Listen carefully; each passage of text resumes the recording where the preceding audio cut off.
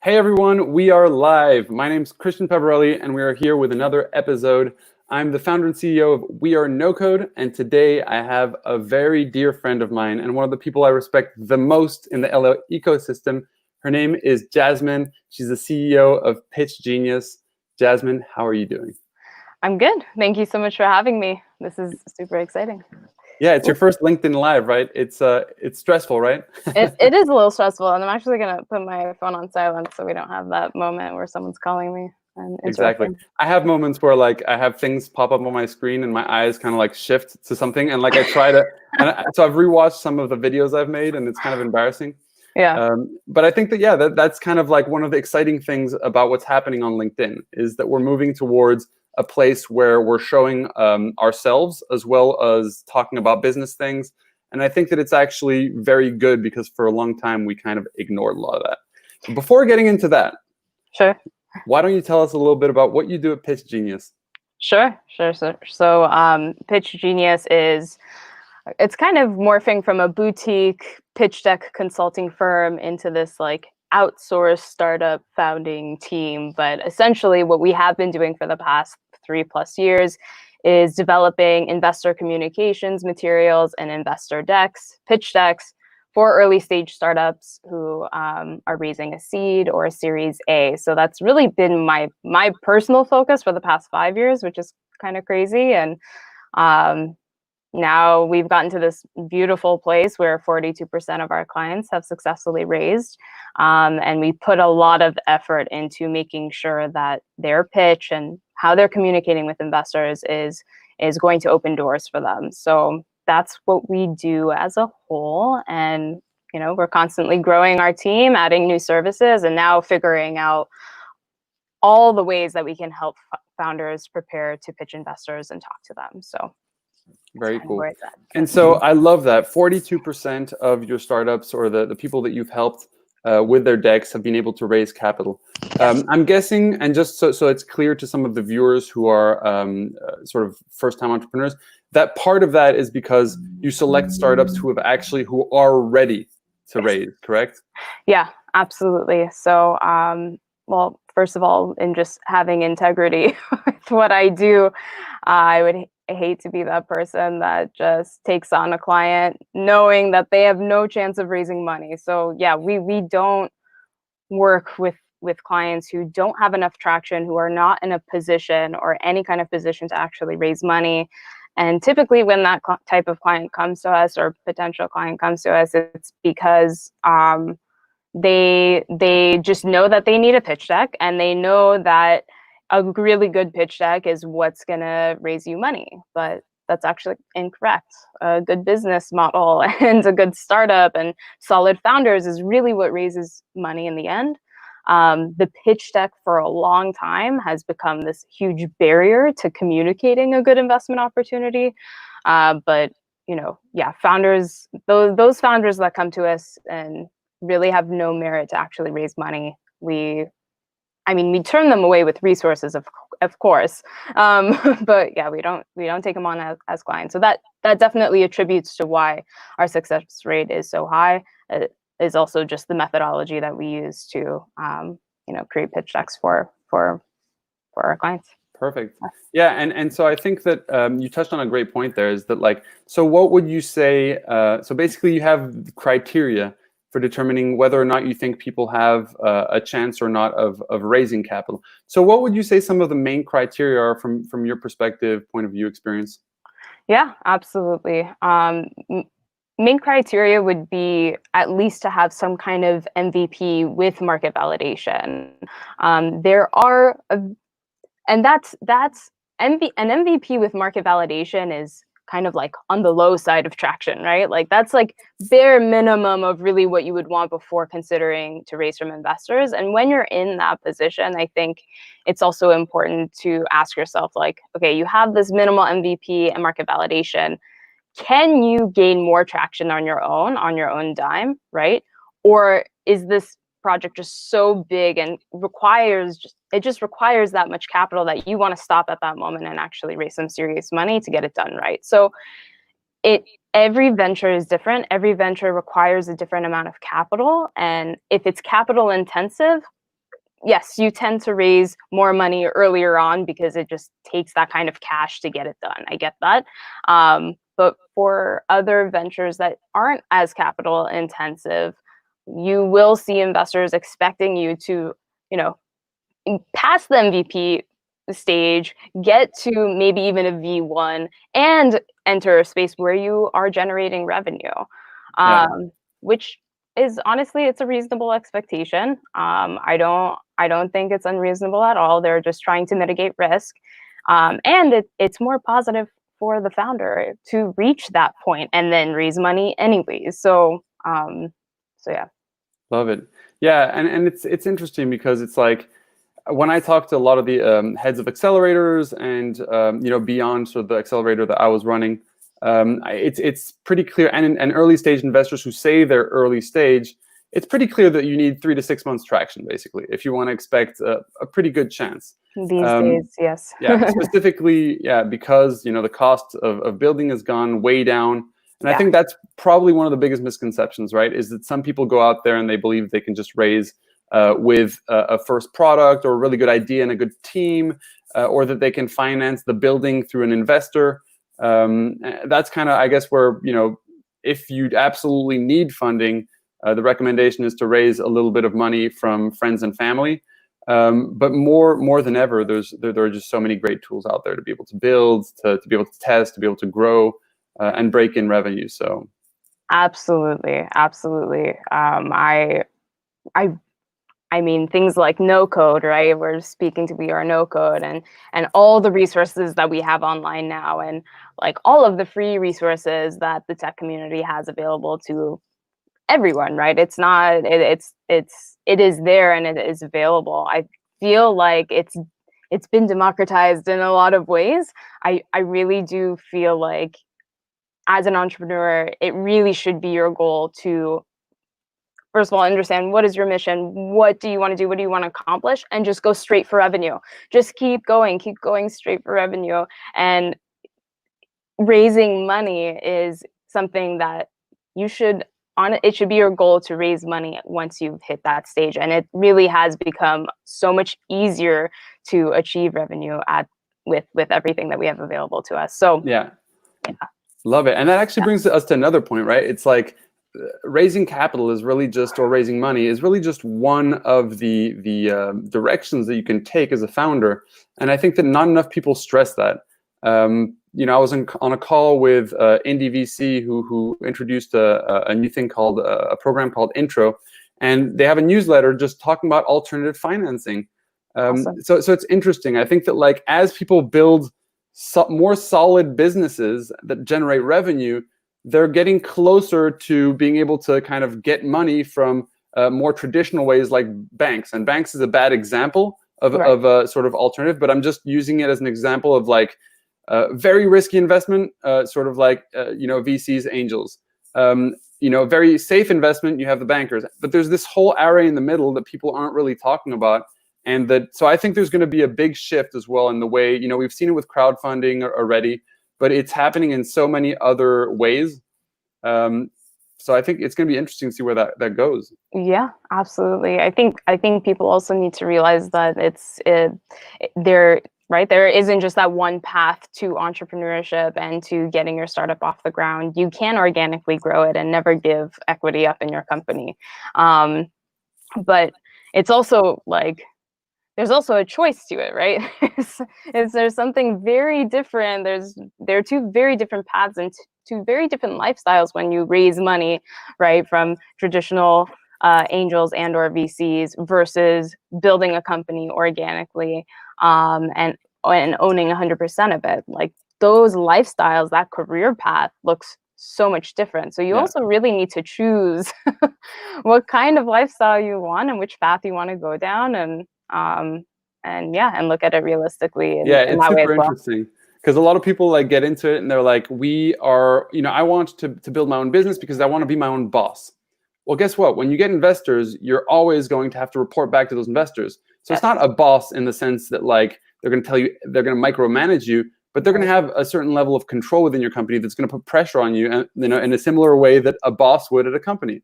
Absolutely. And this brings me to the next point, which is, we had a conversation prior to this around like this great podcast, and they talk about the $1 million exit, right?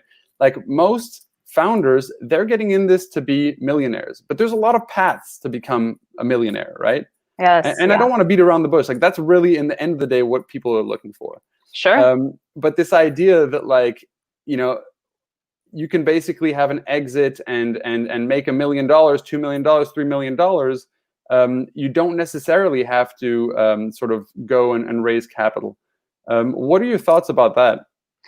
I think again, that's just another path, right? Like the story that we're always hearing is about the unicorn, where WeWork raises billions of dollars and has billions in valuation, and it's just this high growth, rapid growth unicorn startup, and that's the story that we're often hearing. And so our mind is like, oh, it needs to be massive and I need to make this massive exit, and that's the only way that I will get a return on investment to all of my investors. It's like, well, no, what if we raised less money and had a smaller exit and yeah, like built a company for 5 years and then sold it for $3 million. Like that's a pretty great payday, right? Like, Yeah. At that point, you can invest in real estate. You can start another company and fund that, or not. Maybe that's your retirement fund, and you can just do things that you enjoy. But it's it's just another way of realizing, first of all, that it's your choice, and then you have the power to choose what kind of path you want to go for. You can choose the $3 million exit, and there's nothing wrong with that. That's perfectly awesome as well. And a lot of founders, specifically kind of the younger ones, like they don't even understand what even having a solid payday of $250,000 represents. Like you can go out there and like put a down payment on a house. You can start like building like, a larger life. So I think in that episode, they kind of talk about it as like these stepping stones. Yes. And like as an entrepreneur, you're not just like, it's a career path, right? It's like being a doctor. The more you do it, the better you get at it, hopefully. so hopefully the more more companies that you build, the better you get at it and the smarter you get at the way that you build them. Yes. Which is why most of the more experienced founders I know choose to go the bootstrap route versus raising money because, whatever, we could get into that. Sure. So yeah, I think it's like, look at where you are now and don't sort of like understand that there's going to be stepping stones to where you want to go. Sometimes those are failures. A lot of these big founders have sort of failed several companies. You think of Elon Musk, failed several companies before even hitting his first success.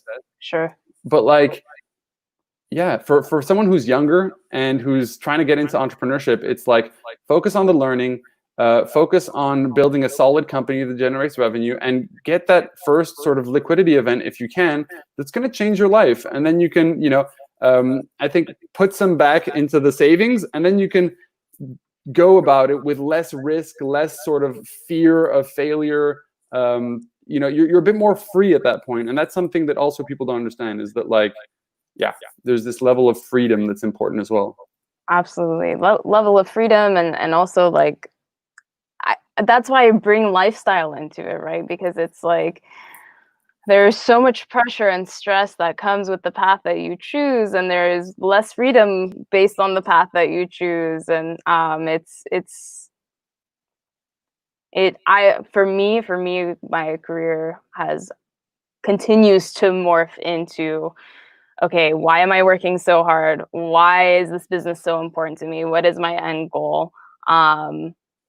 And again, why am I working so hard? And it all comes to like, well, I want to live this lifestyle where I can, enjoy and kind of commit to what I value. So let's say it's family. Let's say it's to not working a 5-day work week. It's just a 4-day work week. But yes, it's to bring your point home. I just feel like it's about the lifestyle that you want to live, and having a realistic understanding of what it's going to look like. Yeah. And that's the other great thing, right? It's like people are in this pursuit of success. But Right. actually the things that actually make a successful life, and this is a thing that the people who have been successful in entrepreneurship, including ourselves, have felt, right? It's like you reach that point where you've had either an exit or you're generating like good money, and then it's like there are still, there are still things that you're longing for. You're not just happy, you're not just fully Right. fulfilled. And Right. so that's why it's so important, I think, for people to understand that they have to take this the several prong approach, or like, it's being satisfied in your business, in the business area, is one part of it. But even if you build that to a point at which you are, incredibly successful, if you've disregarded other parts of your life, maybe your health, maybe your family, maybe your love life, you're going to be losing. You're going to be losing because you're still going to. I just feel like it's the human condition where you're constantly looking to improve.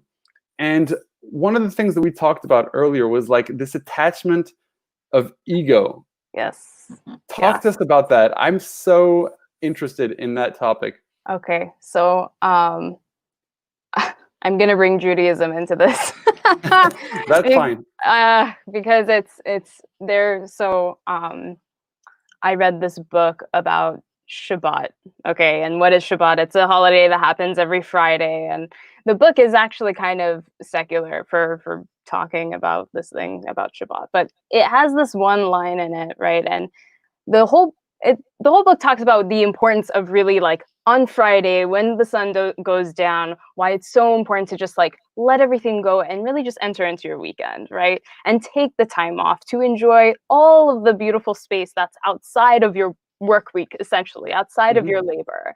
And there's this one, and I love that my weekends are holy, not because I observe Shabbat so strictly, but because it's important to take time off, right? But like, anyway, so the one line is, it says, labor is a blessing, but toiling is humanity's like demise, basically. So as humans, labor is good for us. Labor is important. Having these goals, wanting to be successful, building things within our life, it feeds us, it fulfills us, it's important to us, and labor is truly a blessing and very important for humanity. But I believe our egos is what takes us to this place of toiling, right? Of just working to no end to reach some success goal that is so we don't even know how to define it, right? We're defining it by money or how big our exit is or whatever. So um that's why, earlier we were talking about ego. That's what it comes down to for me. It's like our ego creates like this really negative relationship with our work and our money and business in general. um Consciously like letting that attachment go, or however you want to describe it, like putting that your ego in check, if you will, allows you to realize like, okay, this is labor, this is important, it fulfills me, which is important, but like money and a bit large exit and how successful people see me is not that's not what brings me happiness. That's not what brings me like the ultimate joy in my life. So that's I've been thinking about this a lot Yeah. the past couple of weeks, clearly. So Love it. that's where my No, but mind's I think going that's really true. And like as we attach ego too closely to our or identity, even like ego identity to our careers, I think that's a very dangerous thing, because it basically means that to be happy, you have to uh, find incredible success in work life. And what that kind of says is also that inherently you're not good enough. You right. know, like without doing like, and that's one thing that like actually was a family member who said this, and I was like, I'm gonna cry. It was like like in a moment of when I was going through some self-doubt in my life, they're like, Christian, you are amazing regardless of like what it is that you're Right. accomplishing. Like Right. being an amazing a human being, I think, is like such an important thing to not let go of. And actually, like I want to tell all the founders out there that like, even if you succeed, even if you fail, that's not the thing necessarily that's determining how good of a person you are. So if you're able to detach a little bit your identity from your accomplishments and understand that like like that's when you reach real freedom. Why? Yes. Because then you can risk anything. Because Yes. you're not going to be like, if I fail, I'm a failure. Yes. It's like, Yes. and Yeah. suddenly you can let yourself take bigger risks, which is inherently what you need to be able to be a successful entrepreneur. Is to It's be able to be a risk taker, and continually improve. It's so true. It's so true. And I say this from doing this to myself for years, right? From being in that place for years, because it's not just that we attach our happiness to our success. We attach our self-worth to our success. Like, you ask yourself why in social settings, the first person you ask a stranger is, well, what do you do for a living? Yeah. Which, to be honest, I kind of despise that question now, even with being proud of what I do, and not being afraid to say that anymore. But we attach our value, our self-worth to our careers and the money that we're making, and that's also extremely dangerous. And where I think almost like, where does imposter syndrome come from, right? Like, why have we created a standard for ourselves and attached ourselves and our self-worth to our work, to the point where, like, if we're not 100% getting it all the time, all of a sudden we feel like an imposter. All of a sudden we feel like we're full of shit. We don't know what we're doing. Truth is you probably don't know what you're doing, but that's okay. We're learning and we're growing, and I don't know. Yeah. It's So interesting, yeah. yeah. And like the word like con man comes from confidence, right? Mm, Confidence man. So it's like, it's and I think when we talk about confidence, it's not about real confidence, it's about this like fake perception of confidence. And this is something I get all the time, and it kind of is like that. People tell me like, "Oh, Christian, you seem like a very confident person," and I am. I'm very. I've learned to trust myself, yes. and in the things that I do. That being said, it doesn't stop you from having self-doubt constantly, from Yeah. constantly having your head feeding you negative thoughts sometimes, from a lot of things that happen to entrepreneurs, and everyone feels like it's only happening to them. Totally. And I Totally. think that it's so important to talk about this, because that's what eventually leads to mental health issues. You see so many, and that's one of my biggest frustrations with entrepreneurship in the modern world and the way it's being portrayed.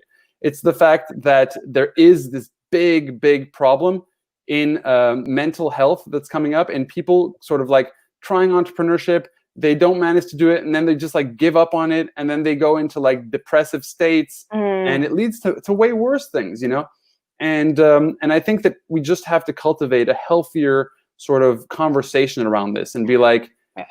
like it's okay. Like, we're all like, everyone's going through this. No matter, like, I bet you Elon Musk lays down at night, and he just has like certain terrible fears, terrible insecurities that go through his head, and it's like, it's just to say like, that's being human. Yes. So Yeah. embrace it.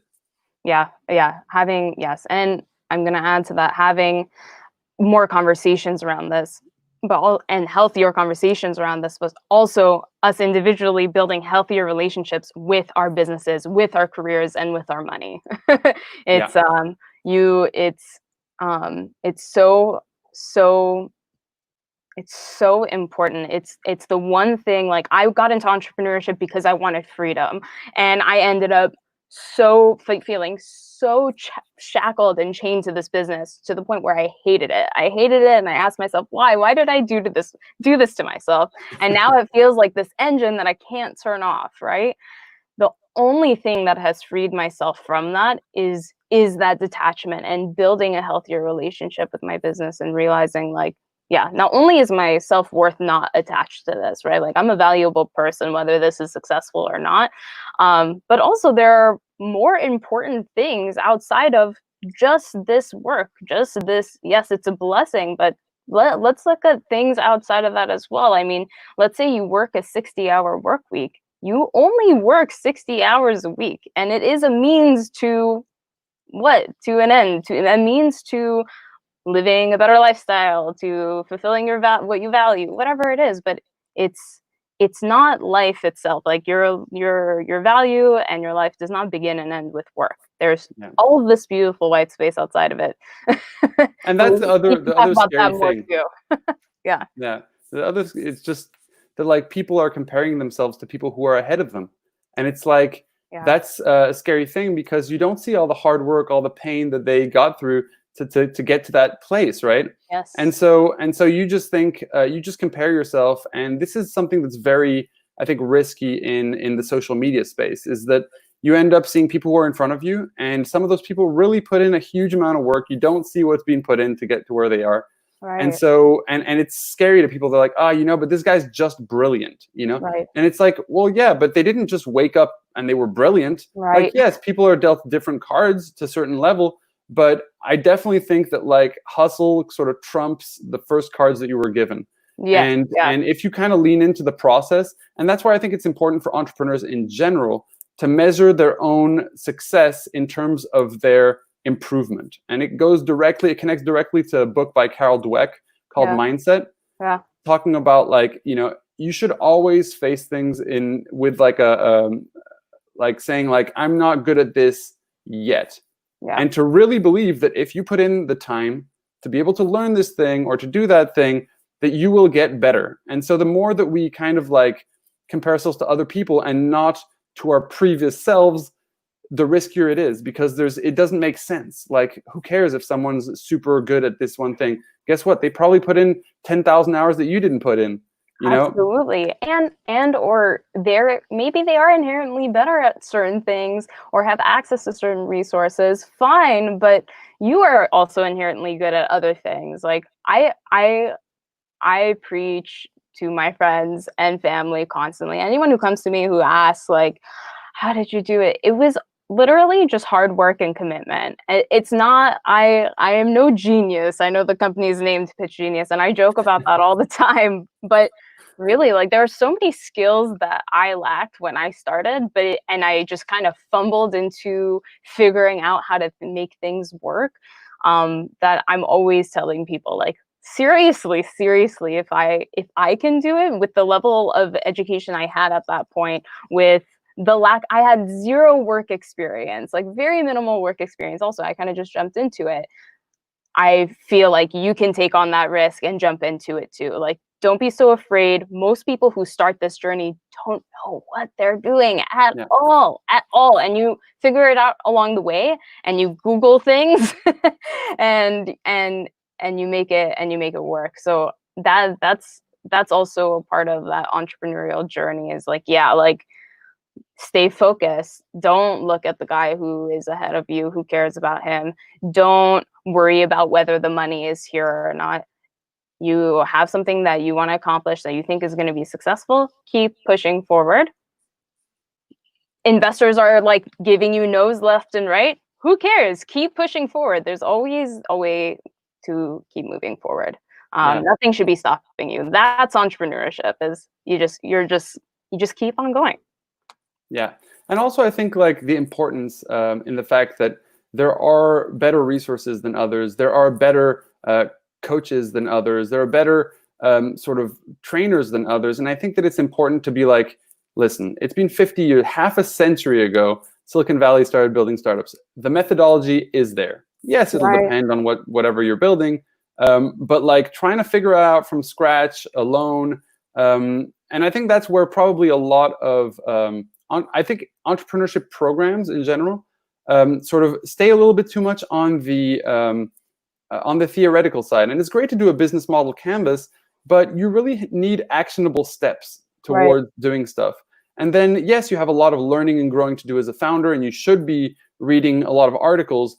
But I think that the biggest problem that people do when getting into entrepreneurship for the first time is kind of jumping all over the place, trying to piece things together. And they think like, oh, because I don't have the money. Well, guess what? If you're doing things, or if it takes 6 months to do something instead of 1 month, then that's 5 months of living expenses. And if you live in a place like LA, that's 5 times, let's say, $3,000. That's Right. like, yeah, that's $15,000. So it's like people don't consider some of the real costs that go into, and that's usually like living expenses, opportunity cost. So it's just so important to just kind of align with people, I think, that that can really teach you and advance you quickly, and take action as well. Yeah. Take huge amounts of action, because you learn a lot through the theory, but it's such a big disconnect. It's as if you're like a doctor and you read like 20 books on like operating, and then you think you're awesome at operating. It's like, no, unless you've done like 100 operations, like You're you're probably not. not awesome at Yeah, it. and you may want to start on like on some something less complicated than like a heart surgery on a human to begin with, Sure, right? sure. Yeah, Yeah. No, I agree. And it also, like, for whoever is going through that struggle bus of a situation where it's like, I went 6 months, put blood, sweat, and tears into it, and it wasn't working.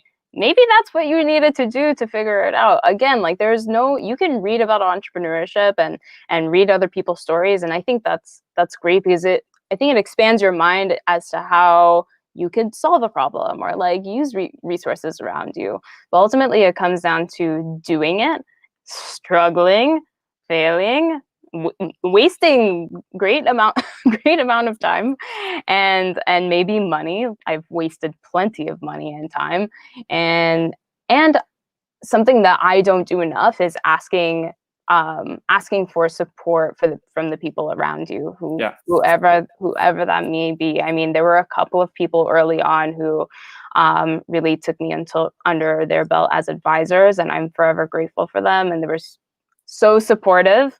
I still did not ask enough from them to support me, which is my own shit. But I think that's also important, is like, people who are ahead of you, generally, maybe not everyone, but generally, I think, are willing to give you like an hour of their time, especially once you build a relationship with them. So yes, pulling together resources, but also just asking, learning from others, asking for help, asking for more resources, whatever it is. I think it's available, and it's everywhere.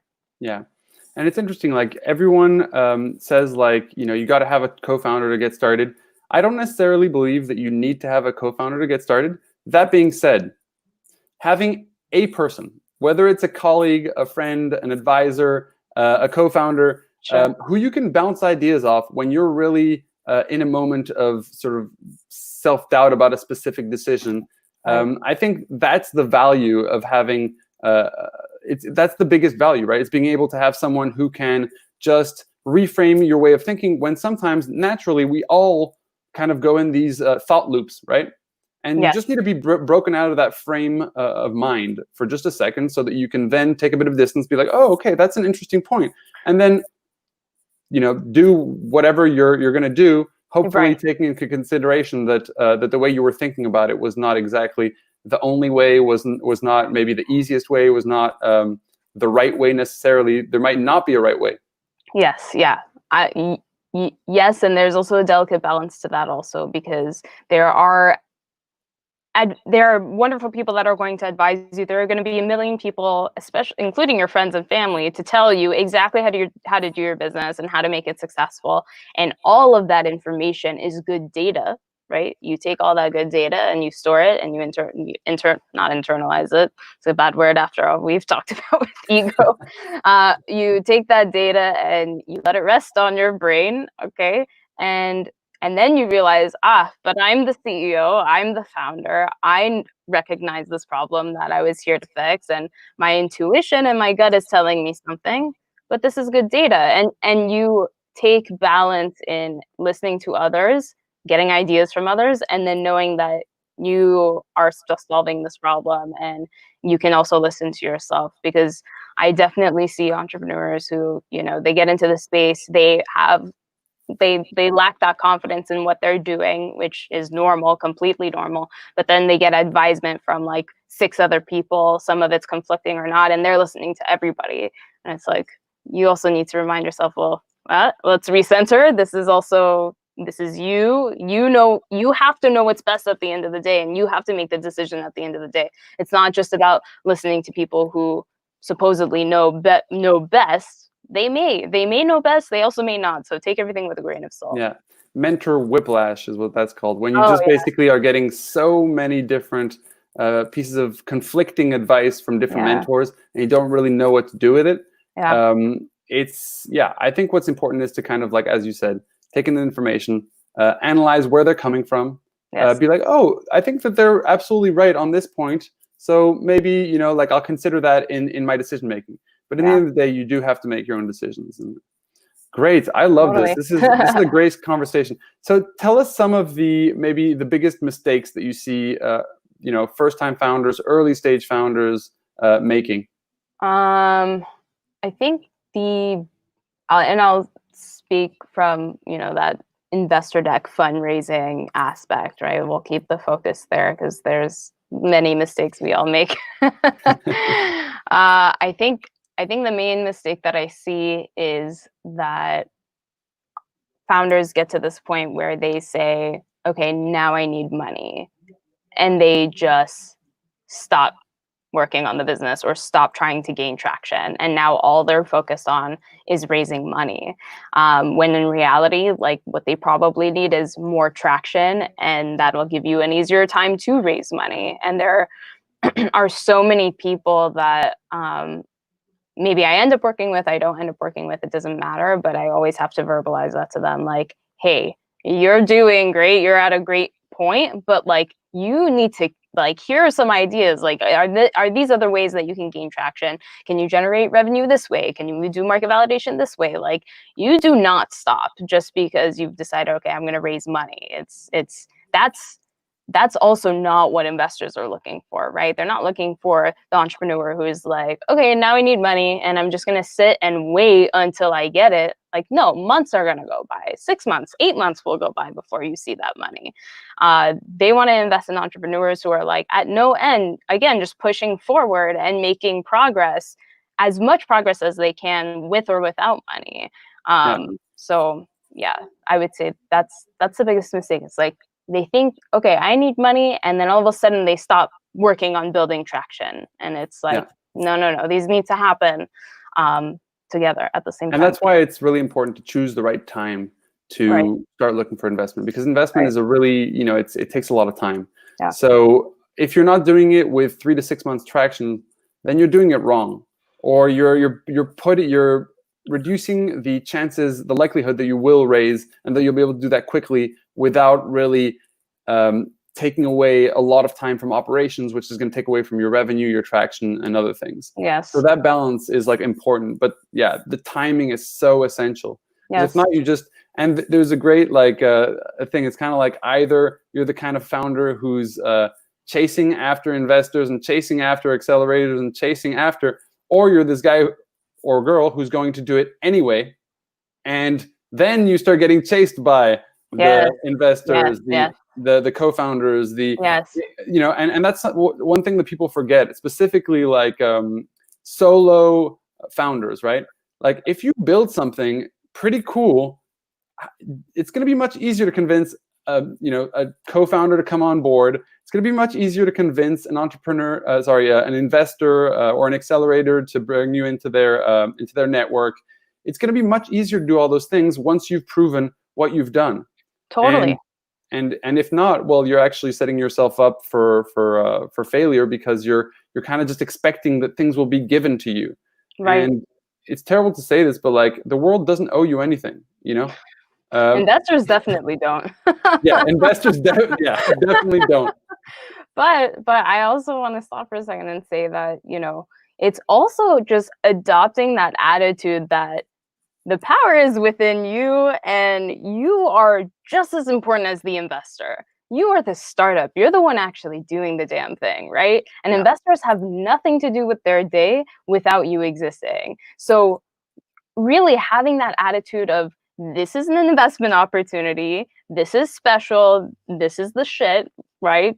And you are inviting investors to come join your party, all right? And you got to make that party look real nice so they can come in and enjoy on the fun. But there's a mutual respect to it, right? The second that we look at our investors and we say, we need them, I will do anything to get any investor on board, like, that's not the right attitude to have. You need to have a perspective of, hey, this is an awesome opportunity, and other people are welcome to join if they're the right fit, right? If they're coming with the right intention.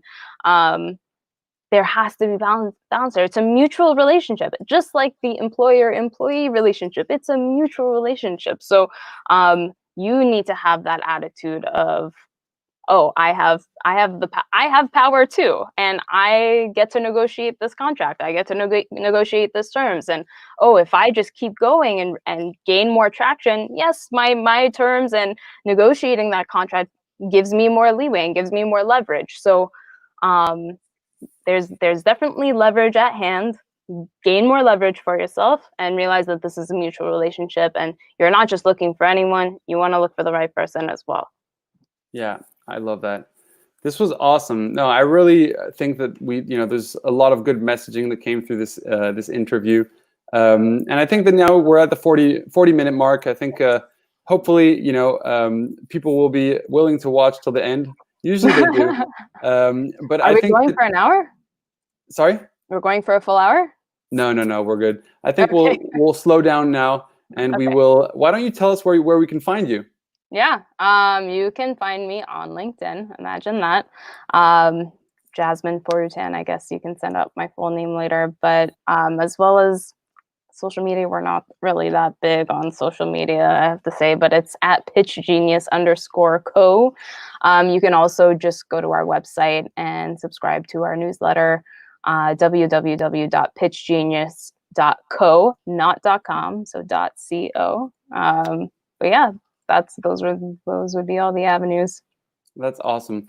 Well, Jasmine, I really appreciate it, because I think it's so important for us to bring the human side back to entrepreneurship and to help founders kind of in those earlier phases, because I think that there's a real problem happening right now. Everyone's believing the Shark Tank myth, or the Instagram myth, or whatever you want to call it. Yeah. And I think it's just important to make people understand getting into this, and to also make them understand that a lot of these things that they're going through, there are thousands, hundreds of thousands of people going through the same things. So absolutely. Including the two people that are, on this interview right now. Christian, you and I can both attest to this.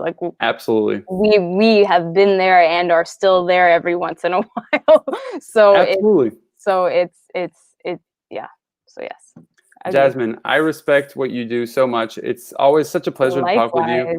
Same. And I'm really excited that we did this interview. Look forward to seeing how we're going to change the world moving forward. And let's start with the LA ecosystem. Sounds good to me. Very cool. Well, you have a great morning, Jasmine, and I'll see you soon. Guys, thanks for watching. Take care. Thank you. Bye. Bye.